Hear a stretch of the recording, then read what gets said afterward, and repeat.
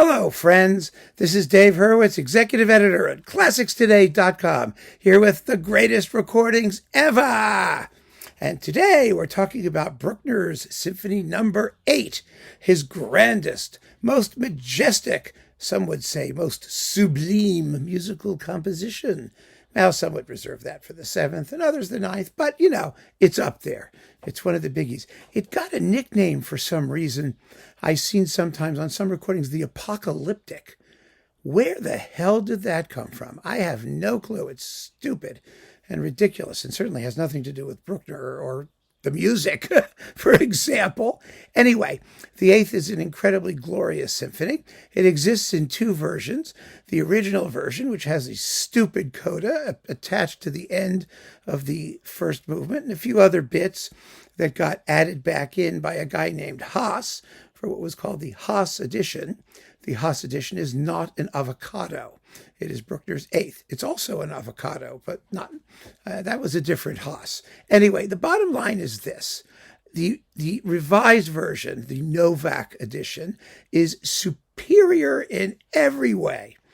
I mean, I like the Haas edition for the stuff he put back, the few bars here and there that he re-added. He did a little pastiche composing in one point or two, but, because it makes it a little longer, and it's very, very beautiful to hear that way. It really is. But in every other way, all the revisions were just it's no comparison. So anyway, Novak is usually the version we go for it. Now, when it comes to great recordings of the 8th, there are really quite a few, and this one is a bit of an outlier, but it's incredible. And if you think you know Bruckner's 8th, and if you haven't heard this, you really should. It's Lorin Maazel with the Berlin Philharmonic. It's on one CD. It's a very long CD. It's 79 minutes and 32 seconds. Maazel would later redo all of the Bruckner symphonies at excruciatingly slow tempos, and, there's a limit, let's put it that way. This is so fabulous. And it never got any attention when it came out. And the reason it never got any attention is because, Berlin was Karajan. And Karajan did the Bruckner 8th a couple of times in Berlin. And, it was very, and in Vienna toward the end of his life, which was his greatest Bruckner 8th. But, the thing is, it was very, very difficult to get any play in Bruckner if you were not Karajan in Berlin. Remember also Günter Wand for RCA, also after Karajan was gone, made a bunch of Bruckner symphonies in Berlin, which were not as good as his ones with the NDR Symphony Orchestra. But of course, the ones with Berlin were the ones that were promoted because the Berlin Philharmonic was the great orchestra.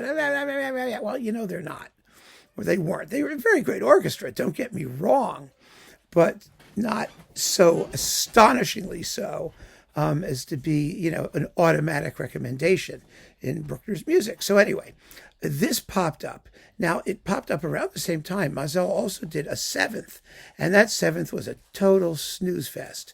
I mean, it was just boring beyond belief. It was terrible, absolutely terrible, shockingly dull and dreary and droopy. Well, this was just the opposite.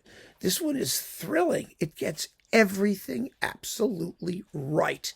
It's incredible. The balances, the tempos, it's amazing. It's just one of those recordings where everything went right. And, Maazel himself, you never knew what you were going to get. You could get droopy Maazel, like, the 7th, or you could get something absolutely thrilling. And Maazel was always a conductor. He was very funny. There was, let me just say, there was a sort of pathway that the great conductors took. They had to have a major American orchestra. They had to have a major European orchestra. They had to be head of the Vienna Staatsoper for 10 minutes. Nobody lasts longer than 10 minutes at the Vienna Staatsoper because the politics just kills them. But he had that. He had all of those, he made recordings for every single major label. He jumped from Deutsche Grammophon to EMI to RCA to Columbia to Decca. I mean, he was everywhere with these various orchestras he was with, but he always seemed to be one rung down from the biggest of the big, Bernstein, Karajan, Schulte, those guys. And there's a good reason for that, because he was very erratic. a brilliant conductor, an amazing technician. Everyone said he had the best stick technique in the business.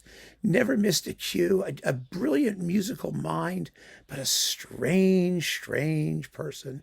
And somebody whose interpretations could be as coldly affected as anyone in the business, or just terrific. Well, this is just terrific.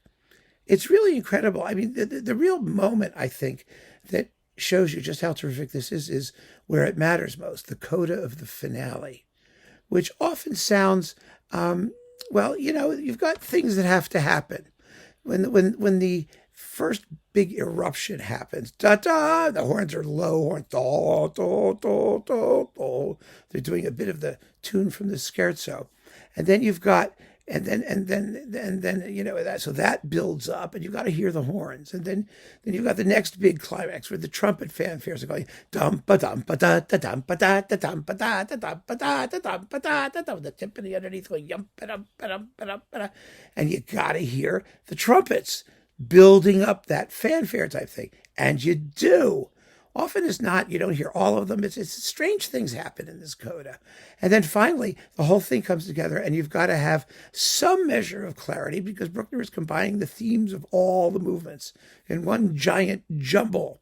I mean, it's da-da, da da ba da ba da ba ba do do do do do do do. You got the opening movement going da-dum ba-dum ba-da-dum, and the finale going, well, never mind. They're all going. And that's the point. And wow, it's just perfectly timed, totally transparent and glorious. And the scherzo, too. It's another one of those things where you've got lots of repetition. And, Maazel understands that when Bruckner writes fortissimo, he doesn't want people to make like little crescendos. And he means just keep it at the same volume and make sure everything gets heard. So many people monkey and tinker with the dynamics, which sometimes can work. It can. It's not like you're forbidden from doing it, but you've got to be able to maintain, the rhythm, the melodic line, the things that Bruckner obviously feels matter. The slow movement is glorious with a tremendously beautiful climax with the cymbals crashing and all that. It's just first rate.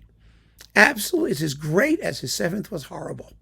And, if you've been spending all your time chasing the Berlin Philharmonic for like Karajan and Gunter Fond and these other people, you should hear this because they have never played it better than they do here. Really, really and truly.